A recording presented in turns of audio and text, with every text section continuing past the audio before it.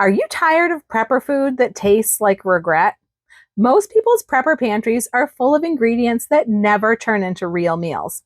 I've got the secret for a pantry that doesn't go to waste. Hey, it's Gerald with Wicked Prepared. Shelf stable, just add water meals in a jar solve so many problems. They can revolutionize not only your prepper pantry, but your everyday kitchen and truly your whole life. Meals in a jar, take those shelf stable ingredients that you've been storing and turn them into delicious meals that you'll actually want to eat. And when you really truly need your prepper pantry, this will make all the difference. Think about it. An emergency situation, you're stressed, maybe the power's out, it's dark and cold, and the last thing that you're going to want to do is go rummaging around with your flashlight, opening bins and buckets, gathering ingredients, measuring, mixing, following a recipe. But your family needs to eat. You need to eat. And at some point, you're going to get sick of beef jerky and chunky soup. If you've done the legwork in advance, you can just grab a jar off the shelf and have real, delicious, home-cooked comfort food in minutes. And all you need is water. And I guarantee you, it's a million times better than survival bucket slop or processed convenience foods. You'll be thankful to have meals like these prepared and ready to go for emergencies, but they're equally amazing for everyday meals when you need something quick and easy, but you want to avoid the drive-through or the takeout trap, and you just want good home cooking. You'll be keeping your food storage rotated and ensuring that you're used to eating what you store. There are a lot of meal in a jar recipes for suppers, but today I'm moving into the breakfast space. I was inspired to make these meals by Thrivalist May Food Storage Sale Bundle because it's a breakfast bundle. I saw it and I thought about all the delicious breakfast meals that I could make with these ingredients, and I'm sharing a few with you today. The bundle includes quick oats, instant milk, freeze-dried cranberries, and the star of the show is these egg crystals. These are a brand new product and they are amazing. Eggs are such an important basic staple that everyone should have stocked in their prepper pantry, but it is equally important to have eggs that work well and taste good. Otherwise, you are really just throwing money away. I'm going to dive into this bundle a little bit more later in the video, but right now, let's get into the recipes. The first dish is a cranberry baked oatmeal. Baked oatmeal is a traditional Amish breakfast casserole, and it's so good. It's kind of like a big, soft, warm oatmeal cookie that you can dive into with a spoon. There are so many different ways that you can make it. You can have it just plain, or you could add any kind of fruit, any combination of fruits, nuts, coconut, peanut butter, chocolate chips. Just let your imagination go wild. When my kids were little, their favorites were a pumpkin pie baked oatmeal and a banana bread baked oatmeal. But the version I'm making today is a cranberry baked oatmeal because I got those freeze-dried cranberries in my sale bundle. So let's get started. For this baked oatmeal, I'm going to be using a wide mouth quart mason jar. And the first ingredient I'm adding, of course, is going to be quick oats. I'm adding 1.5 cups of the quick oats. Get my funnel here. So there's 1 cup and 1/2 cup. And next I'm going to be adding my sweetener. So for this, I'm using granulated brown sugar. I like the granulated for meals in a jar because you can see it's kind of dry and free flowing. It doesn't have that moisture that regular brown sugar has. So I like to use this for meals in a jar, especially ones that may be on the shelf for quite a while. A lot of people make these up, and keep them on the shelf for several years. So I'm going to use some granulated brown sugar. It looks like I'm going to need a little bit more. I have to refill my canister because I'm using 1/2 cup. So I'm going to pour out what's here in the bottom just to make sure that we keep this rotated. Now, I do get a lot of questions about the granulated brown sugar. So this is what I use. This is what it looks like. It is just a Domino brand item. So you actually might be able to find this at your local grocery store if you're lucky. And if you can, that's probably your best bet for buying it. I've never found it at a local store local to me. So I have to order it. I order it from either Amazon or Walmart, depending on where I can find it cheapest and easiest. And usually I buy a 9-pack of these because it ends up being much cheaper per bottle than it is in buying by 1 or 3-pack.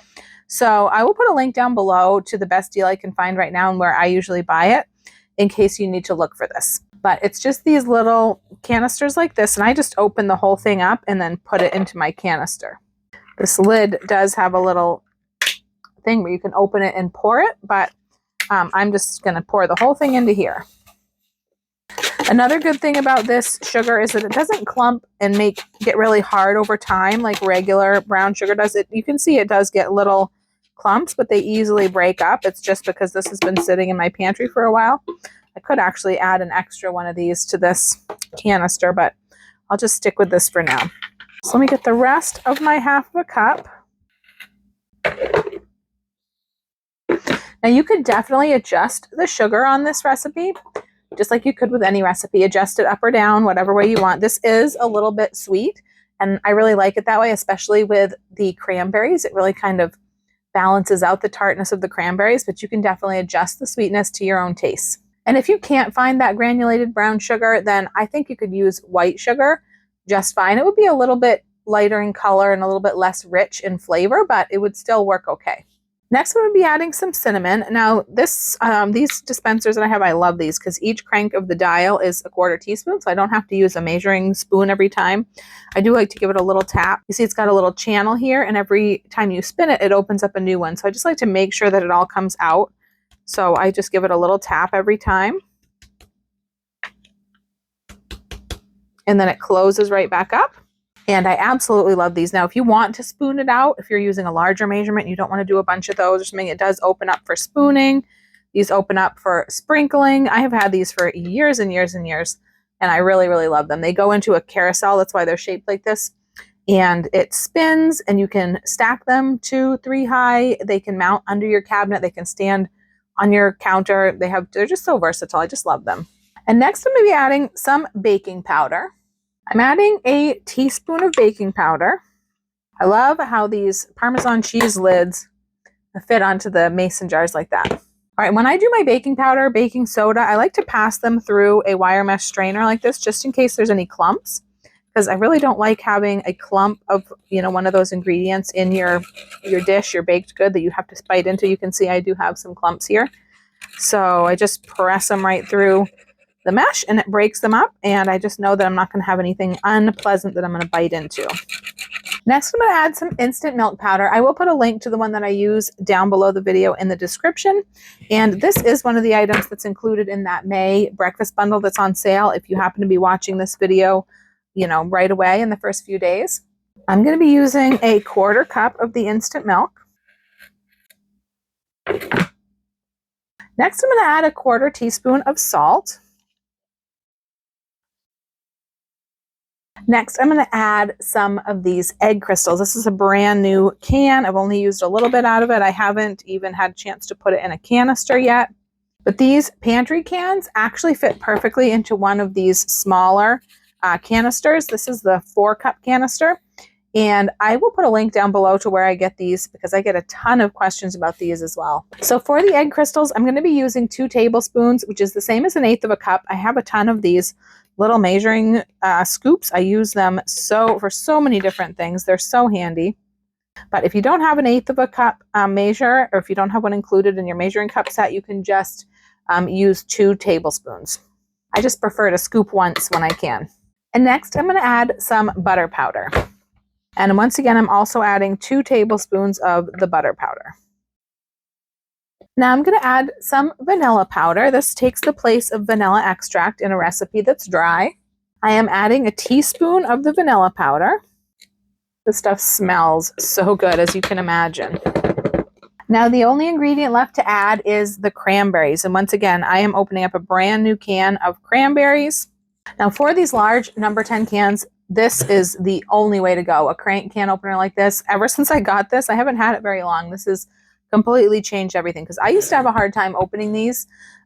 It's harder to open. The bigger the can, the harder it is cranking that can opener. So this has been a total game changer. And of course, you can open regular cans with this as well. This is another thing that I get a ton of questions about. It's been sold out actually for a few months, I think, but there are more on the way. They let me know, so it will be back in stock soon. So if you are watching this, I'll have a link down below if it's back in stock, depending on when you're watching this. And if it's not down below, or if it's not back in stock, you can text can opener to my number and I'll send you a message and let you know when it comes in.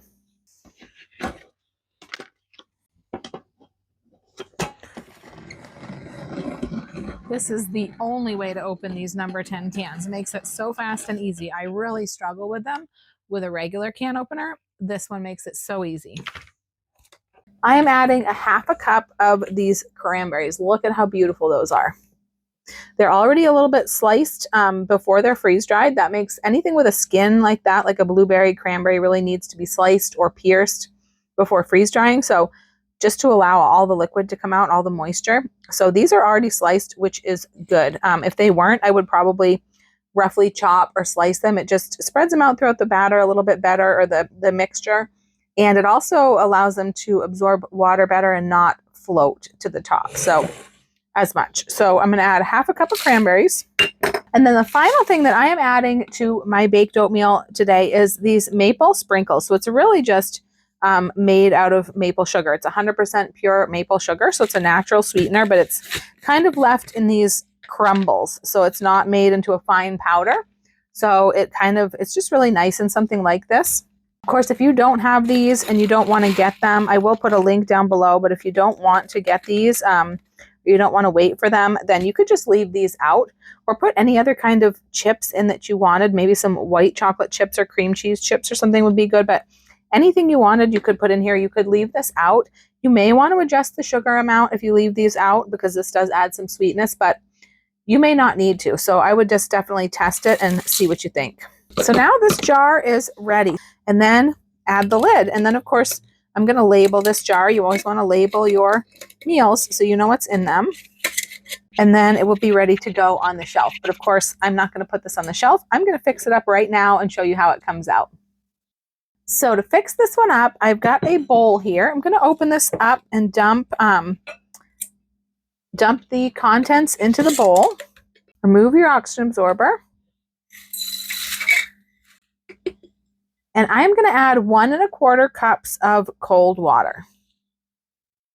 I'm going to mix this around until everything is moistened, and then I'm going to let it set for about 5 to 10 minutes, just to let the water start to absorb into the oats and into the cranberries. That's going to help it come out better in the end. You don't want to let it set too long, though. This is not something you'd really want to mix up like the night before or something and let it set all that time, because the baking powder is going to become activated once the water gets added, because it's activated by liquid. And so if you let it set too long, it'll use up all the rising power of that baking powder. So just 5 to 10 minutes is plenty. So I think this is well blended. I'm just going to tuck as many of those cranberries down underneath as I can and push as much of the oats down into the liquid as I can. And then I'm just going to let this set. Smells amazing. While that's setting, I'm going to get my pan ready. It's going to bake in an 8-inch square pan. I'm using a glass pan, but it wouldn't really matter what you used. If you wanted a larger bake for a larger family, like a 9x13 pan, you could use 2 jars of the mix. I'm just giving it a spray with a little bit of avocado oil just to coat the pan a little bit, just make it come out easier. But it's really not necessary. If you were in an emergency situation and you didn't have some spray, you could just do without it. It would be fine. All right, it's been sitting for 5 minutes. I've got my oven preheated to 350. Just going to give this a stir. I did kind of stir it once in the middle of that 5 minutes. So I'm just going to give it another little mix here and get it into my prepared pan. And I'm just going to kind of make sure that the cranberries are fairly evenly distributed. They're not all kind of bunched up in one spot. And like I said, just try to kind of submerge them a little bit again. Then this is going to go in the oven, 350 for about probably 20 to 25 minutes. We want it to be basically set and a little bit puffy, but not overcooked. All right, I'll see you back here when it's done. All right, it has been 25 minutes that this baked, and I checked it at 20, and it was still a little bit moist in the center. It's still soft. This is how it should be, soft, but it's pretty well set, and it's just perfectly done. So I'm going to let this cool for a few minutes, but it's best served warm, so we're going to enjoy it in just a few minutes. All right, I cannot even tell you how amazing this smells. The house smells so amazing right now. The cinnamon, the warm cinnamon smell. So I'm going to serve this up. So you just dish it out into your bowl. And look at that. This is warm and it smells delicious. Now you can eat this just as it is. It is delicious as it is, but you can also put lots of different things over top of this that you can serve it with. You could pour some cream or milk over the top of this, just a little bit. Or you could put syrup on it. You could put maple syrup on it. Any kind of syrup you wanted. You could throw some fruit or some jam on this. And you could also put some whipped cream on this if you had some. When my kids were little and I would make them baked oatmeal, that's what I would put on for them. They liked it with a little bit of whipped cream. It's okay to dress it up a little bit and have a little bit of indulgence because you're still getting those healthy oats and that healthy fruit, healthy eggs and milk. It's really got a lot of great breakfast things in it. It just makes it a little bit more enjoyable. Let's dig in and give this a try.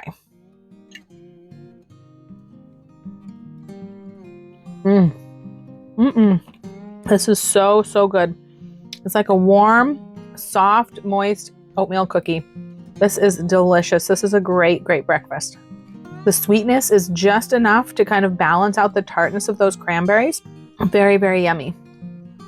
Cranberries are an antioxidant-rich superfood that benefits so many of our body's systems. And then oats are also packed with nutrients that support good health and wellness. Who knew that good nutrition could taste so good? You can use any quick oats for this recipe. I got these number 10 cans of oats with my sale bundle. But the real beauty of these cans is that they are already packaged for long-term storage with a minimum shelf life of 25 years. I don't have to repackage these like I would with any other oats that I buy. So these are going to go right into my long-term pantry. Whatever oats you use, you should make sure that all the ingredients that go into your jar meals are as fresh as possible to start out with so that your jars are going to have the longest shelf life possible. I promised to show you this sale bundle, so here it is. It includes 2 of the cans of oats. These number 10 cans are gallon-sized cans. And it also includes a number 10 can of the cranberries, a number 10 can of this instant milk powder, which makes delicious milk. It really does. This is the powder that I've been using in these recipes I'm doing today. And then, of course, the eggs.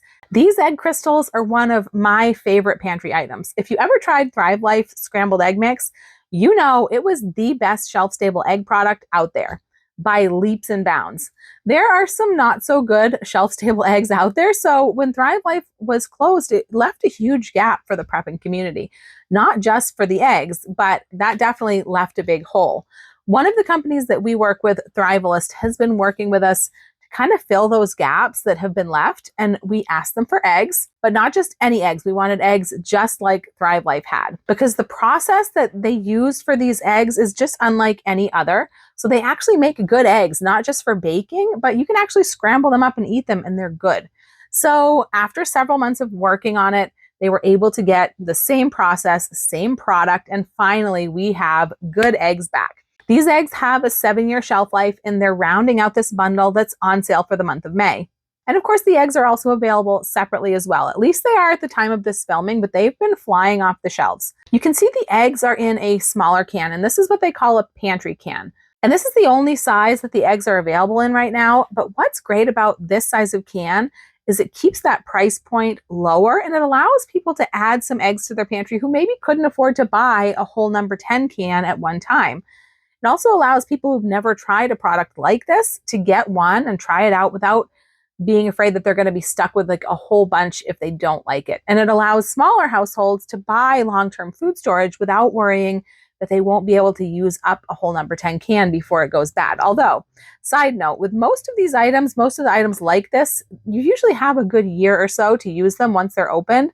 So with a little intention, it's usually not a problem. So these pantry cans have actually been extremely popular since they came out. There's quite a few items available in the pantry cans. So if you want to check them out, I'm going to put a link down below. A couple of more things to keep in mind when it comes to saving money when you shop with Thrivalist. One is keep in mind that they do offer free shipping on orders of $100 or more. It's listed under their policies, but who really goes and reads the policies anyways on all these websites, right? And it's not really super obvious as you're shopping and as you're checking out that you can get that free shipping when your cart gets up to $100. I really hate seeing people spend like, $97, $98 and then pay shipping on top of that when they could have just thrown one more little item into their cart and paid for actual food or gear instead of paying for shipping. Another thing to keep in mind is subscribe and save. You can use subscribe and save to your advantage. It will take 10% off your order, and there's no obligation, so you don't have to keep it going. You could cancel it after the order ships, or you can just change the items every month based on what's on sale. So if you want to keep up to date on what is on sale, as well as being the first to know about special promotions, flash sales, coupons, and giveaways, you can join my text alert service. Text alert for the basics, but if you really want to be in the know and not miss out on anything, text Insider and join my Insiders list. I also recommend checking out tryfreezedried.com, bookmarking it, and signing up for the notifications there as well. That is your freeze-dried food hub, and it's always going to be updated with the latest sales and coupons. Now moving on, my next recipe is a just add water oatmeal muffin mix. These are not super sweet muffins, just mildly sweet and incredibly moist and tender. They would be great as a light breakfast with some fruit, or as a grab and go option, or they would also go great alongside a bigger meal. And they're not just for breakfast. These could actually be served with any meal. The whole 12 muffin batch has only 1 cup of flour, and it has 1.5 cups of oats, which makes it a much healthier, more kind of gut and blood sugar healthy option. So let's get started and I'll show you how to do it. For the oatmeal muffins, I'm using a wide mouth quart mason jar. And of course, I've got my canning funnel. And the first ingredient I'm adding to this jar is flour. And this is just all-purpose flour. And the best way to measure flour is to the best way to measure it is to actually weigh it. But I'm not going to do that today. But I am just going to lightly spoon it into my measuring cup and then level it off. That's the next best way to measure flour, because if you just run your measuring cup through, you're going to compact the flour and you can get more flour in your cup than an actual cup because you're packing it down. So, and that can definitely affect the way that your baked goods come out. So I always keep a plastic spoon and a little chopstick in my flour bin for spooning and leveling. So I'm using 1 cup of flour. Next, I'm adding some baking powder. I'm doing 1 1/4 teaspoons of the baking powder. And I do like to pass my baking powder, baking soda, things like that through a wire mesh strainer just to get out any clumps.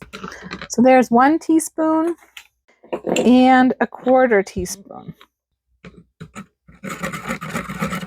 And next I'm adding cinnamon. I'm doing 1 teaspoon of cinnamon, so that's going to be 4 clicks of the dial. And next I'm going to be adding some baking soda. So it's going to be 1/2 teaspoon of the baking soda. Once again, I do like to run it through the strainer. And I'm also adding 1/2 teaspoon of salt. Next I'm adding some butter powder. I'm doing 1/4 cup of the butter powder. And I'm doing some granulated brown sugar. And this is going to be 1/2 cup. And then I'm going to be adding the egg crystals. And it's going to be 1/4 cup of the egg crystals. I think these had 2 oxygen absorbers in them. Guess you can never be too sure. So that's 1/4 cup of the egg crystals. And that is the equivalent of 2 eggs worth, if you're actually wondering about that. Now, all that I've got left to put in here is my oats and my milk. And those are going to go separately in a little baggie. And I'll explain why in a little bit. Now, I usually like to use the fold top baggies without the zipper, just because the zipper is bulky and, not very flexible. And it's a little bit harder to fit into a jar and to seal up. But I'm out of those right now, or I can't find them. I don't know where they disappeared to. But so I'm going to use a zip top one today. It will work just fine, but I prefer to use the fold top. So I'm pushing my baggie down into my jar. So this is going to keep the oats and milk separate. I'm going to go ahead and put this right back in there. So next I'm adding my quick oats. It's 1 1/2 cups of the quick oats. So here's 1 cup, and you can push this down in because that bag will not form itself into the edges without a little help. And here's another 1/2 cup of oats. And now all that's left to add is my instant milk powder. And I'm adding 1/4 cup of the instant milk to my jar. So now I'm just going to go ahead and kind of seal this baggie up a little bit. I'm not going to bother to do the zipper seal. I'm just going to seal it, and I'm going to go ahead and put on a lid. And with things like this, I usually prefer to vacuum seal them. rather than oxygen absorber, because sugar and oxygen absorbers don't always go well together. It can cause the sugar to get very hard. So you can vacuum seal these.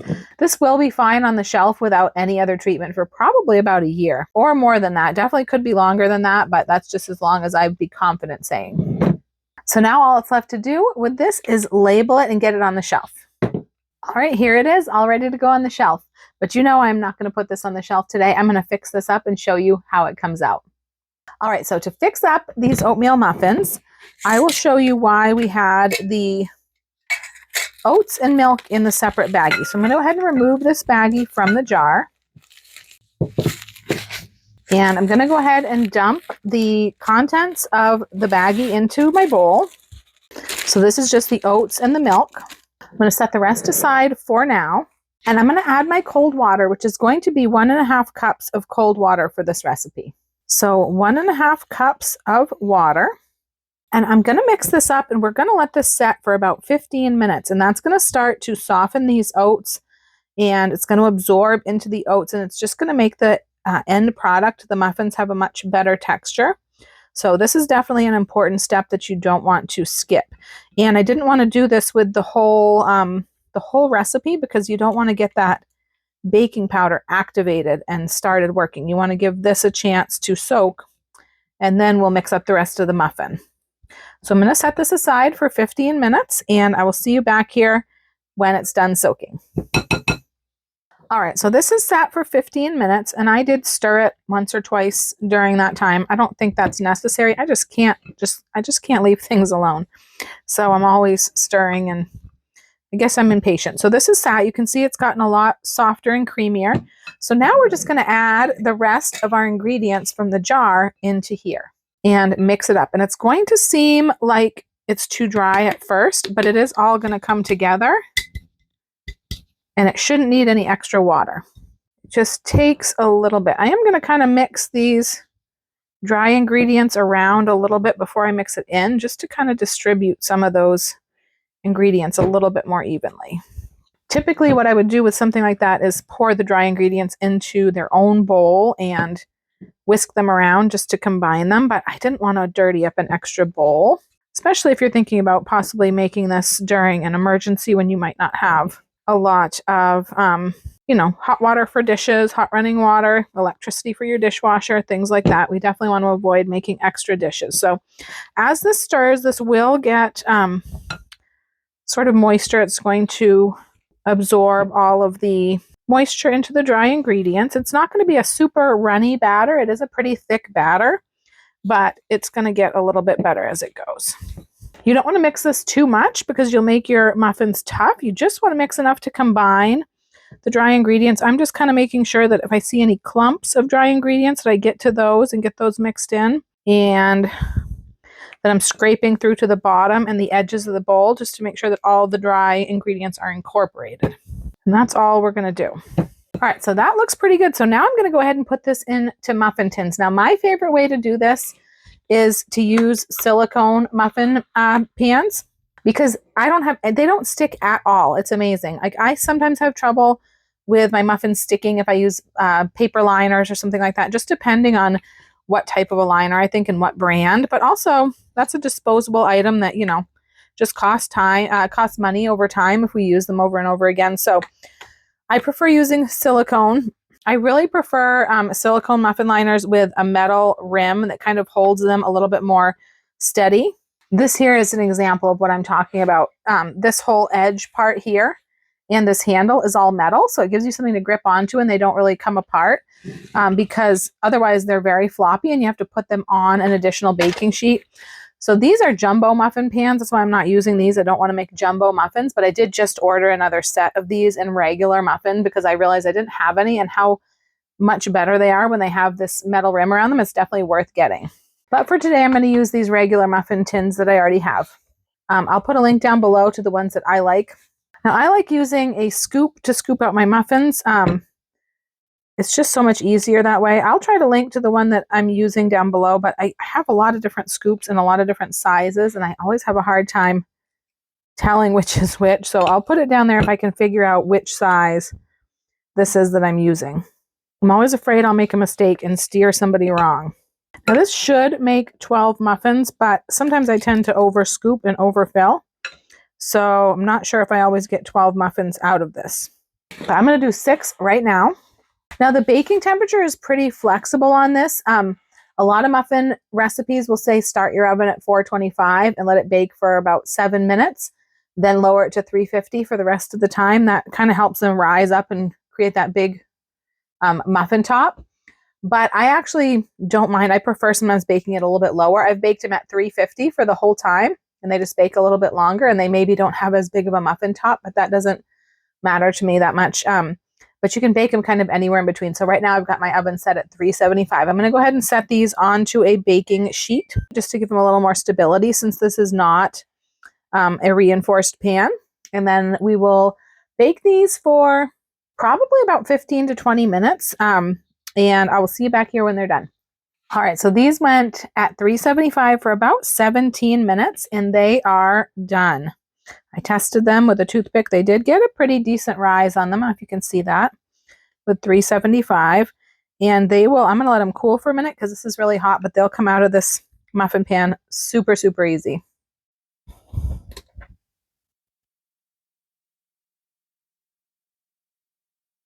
See, no stick. How do you split your muffin? Do you split your muffin this way or do you split it this way? I've seen both ways. I've always split mine like this. Look at that. This is so moist and tender. Put a little touch of butter on here and have a bite.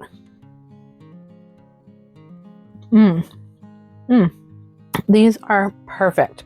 They're super tender. They're just very slightly sweet. They're not very sweet at all. A little bit sweet, but definitely not overpowering. You could put some butter on these, but you could also have them with jam or anything you like on your muffins. These are just really, really awesome for breakfast or really anytime. You could even serve these with dinner. So good. These muffins are delicious, but I always get people asking, how can something be for emergencies if it's got to be baked in the oven? And here's my answer. Number one, remember, not all emergencies involve a power outage. It could be a lockdown. It could be that you lose your job and that totally wipes out your food budget and you've got to eat out of your food storage for a while. Maybe something like you're snowed in for a while or for some other reason, you're just cut off from the outside world. You can have power and still have reasons that you need to dip into your emergency pantry. And then number two, there are many ways to bake without power. I'm going to put a few down below that we use, and I actually have a video I did about that. Once you get some food and water squared away for your preparedness, securing at least one way to bake during a power outage is kind of a sensible thing to do. But even if you don't have one yet, everyone should have a backup emergency stove. And just about any recipe that calls for baking can actually be converted to be cooked on a stove burner. I'm going to show you a couple of ways that you can do that with these muffins.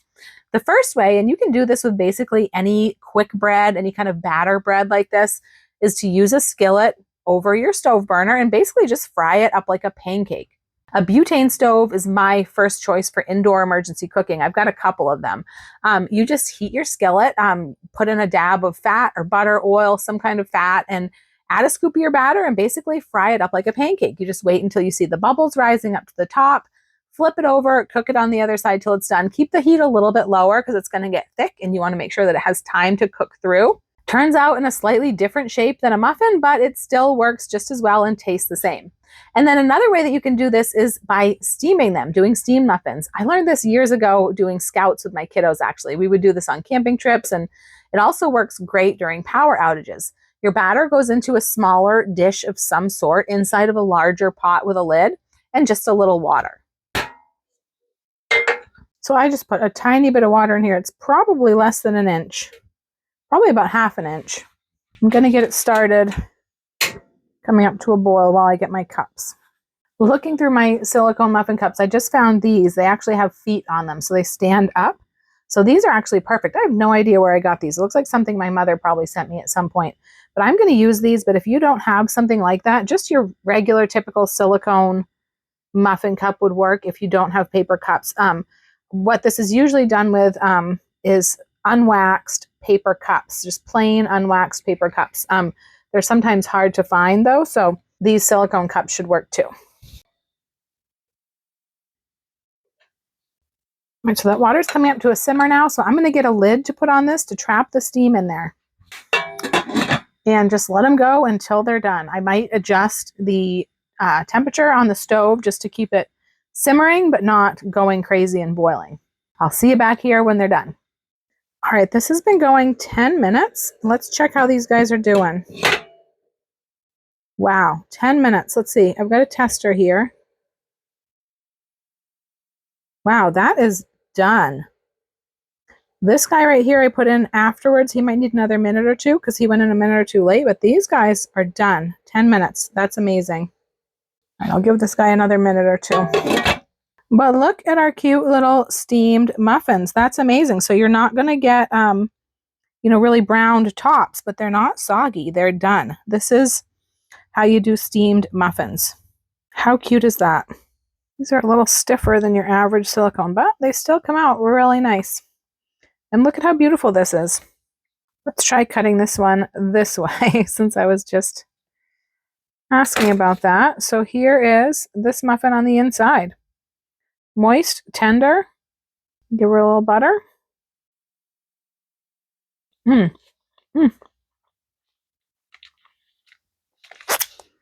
Delish. So that is one way that you can bake things like muffins, cupcakes, quick breads, cornbread, anything like that. You can bake that way if you don't have electricity and you don't have an oven that works without electricity. Just remember, where there's a will, there's a way. Both of these recipes use oats as the main ingredient, making them good, solid, healthy breakfast choices. We've been making a lot of healthy swaps in our lives lately. Everything from the food we eat to the materials in our home to the products we buy. Healthier physically, philosophically, and morally. Mr. Wicked Prepared and I have recently made a new commitment to ourselves and to each other to just be healthier so we can hopefully feel better and live long, healthy lives. And we're going to be joining a challenge at the beginning of next month that's kind of like a weight loss challenge, but really it's more of a lifestyle and metabolic reset challenge. If you would like to follow along with our journey, I'm going to put a couple links down below where you can follow along and just kind of cheer us on virtually. This is a program that's part of the wellness store that we've been members of for the last several years. We absolutely love this store and everything they stand for. Their commitment to health and wellness and improving the lives of all their employees and all of their members.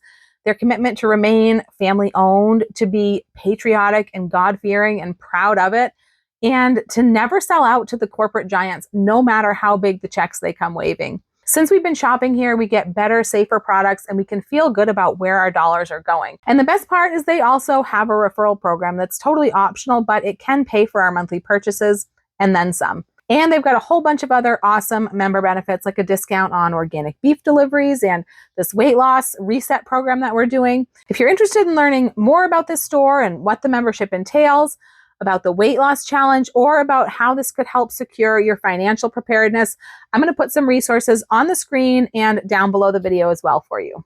I hope you enjoyed these latest additions to our Meal in a Jar recipe collection. Head on over to wickedprepared.com or check out our playlist here on YouTube to find many, many more recipes like this. I've linked resources for you down below the video.